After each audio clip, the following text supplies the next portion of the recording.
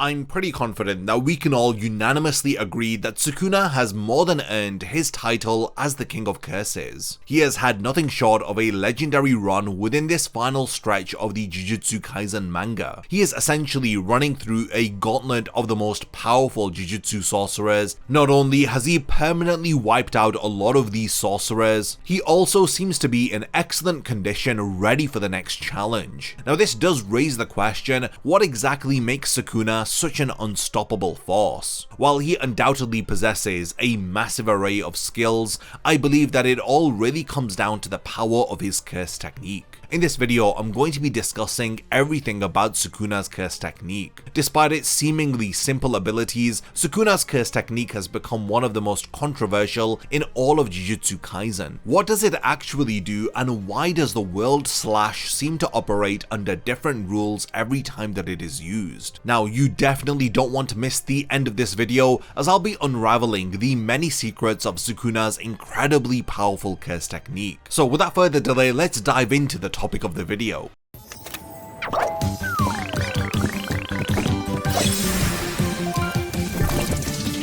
Discover the Undead Collection and be amongst the very first to join us on our journey over at getsuga.com. To start off with, let's begin by explaining everything that we know about Sukuna's curse technique. Firstly, it is an innate technique known as the Shrine. The name itself has been a topic of debate because the kanji representing it literally translates to kitchen. This led to some controversy when his domain expansion was officially translated as Malevolent Kitchen. However, once the full scope of Sukuna's technique was unveiled, the reason behind the kitchen theme had become very clear. Sukuna's entire curse technique revolves around cooking, with each extension technique forming a step-by-step procedure in order to prepare his enemies for his next meal. Thematically, this is a fascinating concept for a cannibalistic character like Ryumen Sukuna, as it perfectly reflects his worldview. Sukuna sees even the most powerful enemies as nothing more than his next meal to be prepared, suggesting that the world is truly his oyster. This idea is reinforced when he is about to kill Gojo, as he describes him as a fish on the chopping board. It's evident that Gege Akutami designed this curse technique with a lot of intention and care. Now let's explore exactly what Sukuna's curse technique does and how it works. At its core, this curse technique can be broken down into three main abilities. They are Cleave, Dismantle, and the Divine Flame. Let's focus on the first two, which are Cleave and Dismantle. Both of these are in fact cutting techniques, and despite their similar nature, they function quite differently from one another. Here's a brief overview of each as we start with Cleave. Cleave utilizes cursed energy in order to create multiple slashes that cut apart Sukuna's targets. The strength of these slashes can be adjusted in order to match the durability of whatever Sukuna is attacking. This gives Cleave a degree of reactive evolution, allowing its power to scale with the toughness of the target. Under ideal conditions, Cleave should be a one-shot attack. However, this doesn't mean its damage potential is infinite, as it is limited by Sukuna's cursed energy output. Recent events within the Jujutsu Kaisen manga illustrate this point. When Sukuna had used Cleave on Yuji's face, it only resulted in shallow wounds instead of instantly destroying Yuji's head. This was because Yuji's Black Flash Marathon had significantly depleted his cursed energy, thus preventing him from exerting enough power to overcome Yuji's durability. Similarly, when Yuta had used Cleave on Sukuna, it had failed to cause significant damage because Sukuna's cursed energy output was still much higher than his. Despite these limitations, Cleave remains as an exceptionally dangerous technique, and Sukuna generally has higher cursed energy reserves than nearly everyone else in the story, which is why we have yet to see anyone withstand his Cleave slashes while he is in peak condition. The reason Cleave isn't used as frequently as Dismantle, despite its seemingly overpowered abilities, is that Sukuna can only activate Cleave on a target that he is directly touching. This might seem inconvenient, but considering the close quarters nature of fights in Jujutsu Kaisen and the fact that Sukuna has 2 extra arms, the odds still favor him. Nevertheless, Sukuna's consistent use of Dismantle suggests that it is his preferred technique for battle. For instance, in the current battle with Sukuna, Yuji has been hit with Cleave 3 times. However, However, compared to the number of times that he's been struck by Dismantle, or how frequently Sukuna uses Dismantle overall, it is clear that Dismantle is favored by Sukuna. This preference could be attributed to Cleave's limited range. Sukuna can bypass this limitation by using his domain expansion, which, due to the innate sure hit effect of every domain, it guarantees that Sukuna can slice up any target from a distance as long as they are within his domain. Combined with Sukuna's incredible cursed energy efficiency and his ability to restore his curse technique when it's burnt out, his domain effectively overcomes all of the range limitations of Cleave. However, Sukuna likely prefers using Dismantle, which does not require a domain expansion in order to reach its full potential. Another significant weakness of Cleave is the slight delay between Sukuna touching his target and the slashes being made. Now, this delay has been evident in several instances, such as during his battle with Yuji and Maki. During these encounters, Sukuna had grabbed them intending to use Cleave, but was distracted before he could execute the move. This suggests that it takes longer for him to cut through stronger enemies compared to weaker ones. This delay has proven to be the difference between life and death on multiple occasions for different sorcerers who have fought Sukuna. Despite the limited range of the Cleave technique, it remains as a versatile tool that Sukuna has employed in various different ways, like how he had utilized it in order to form a spiderweb technique, whereby he applies Cleave slashes to the ground in a spiderweb pattern as he causes the ground beneath him to collapse. This not only allows him to manipulate the terrain to his advantage, but also allows him to catch his opponents off guard. While his opponents are falling, Sukuna can land additional attacks, which are difficult for them to counter in their disorientated state. Sukuna has also used Cleave defensively. For instance, in his battle with Yuji, he had used Cleave to shatter a pillow that Yuji had thrown at him, thus reducing it to harmless cubes, which is a trademark of objects affected by Cleave.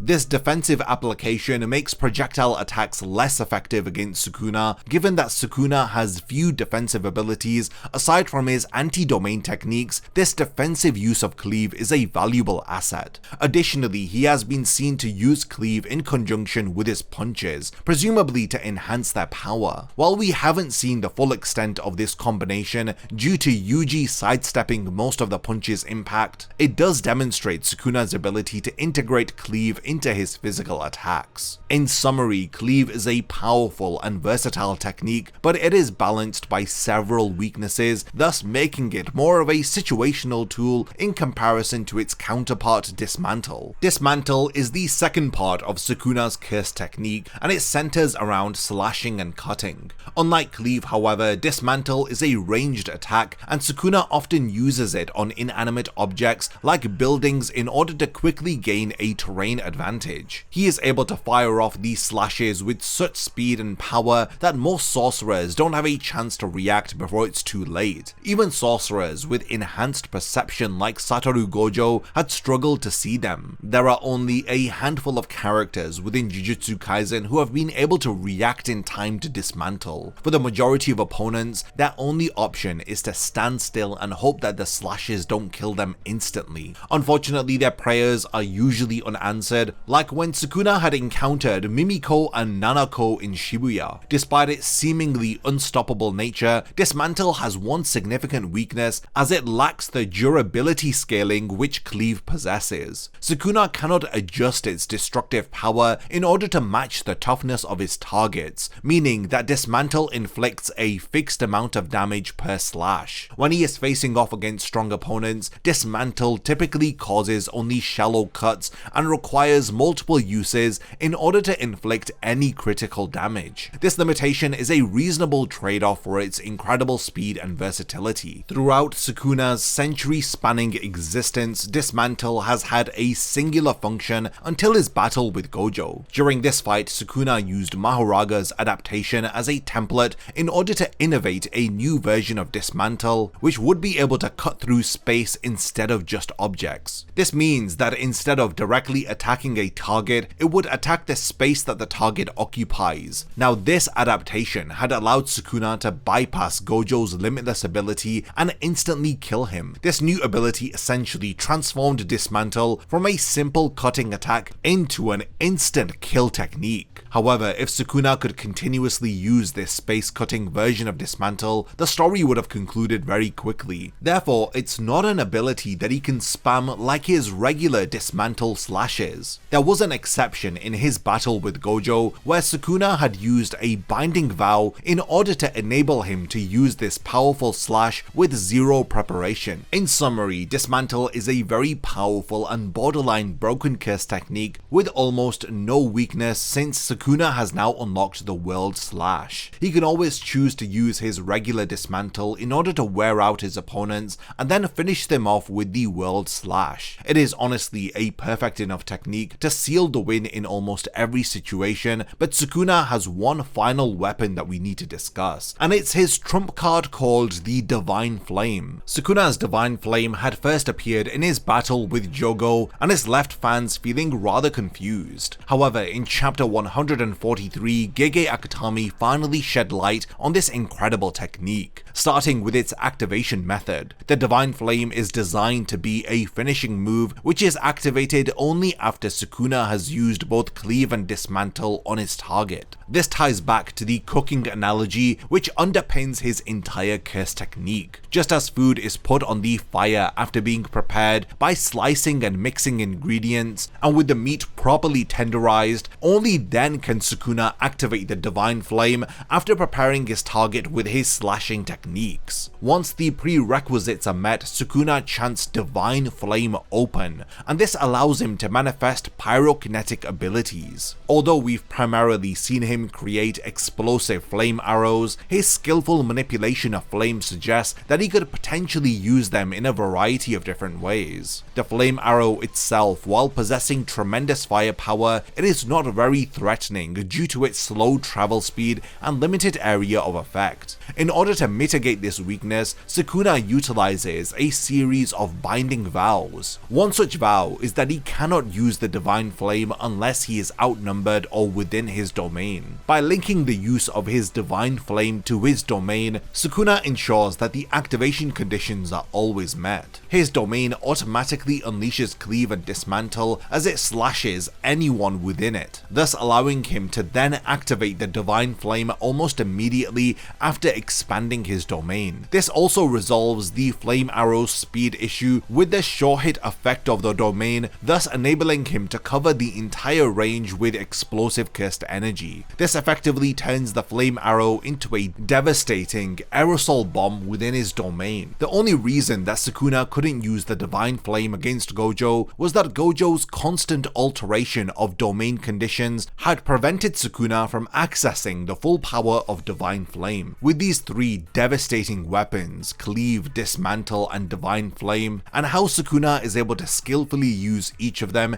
it's easy to understand why Sukuna has become the most powerful sorcerer in history. Despite his curse techniques having so many weaknesses and downsides, the fact that Sukuna has been able to adjust them into becoming lethal weapons, it speaks a lot about his intelligence and his mastery of Jujutsu. So it should come as no surprise as to why he is still at the top after all of these centuries, and why Sukuna truly is the king of curses. We've now reached the point of the video where I want to hand over the discussion to all of you. What do you guys think about the amazing abilities within Sukuna's curse technique? If there's anything that I've forgotten to mention about Cleave, Dismantle, and Divine Flame, then definitely let me know by leaving a comment under this video. And lastly, thank you for making it to the end of this one, and I cannot wait to see you in my next Jujutsu Kaisen Explained video. A massive thank you goes out to all of my amazing Patreon supporters for helping to make this video possible. If you also want to support the channel and see your name in the end of my videos, then check out my Patreon, which has loads of perks like early video access and so much more. Thank you for sticking around till the end of the video, and whatever you contribute will mean a lot to me.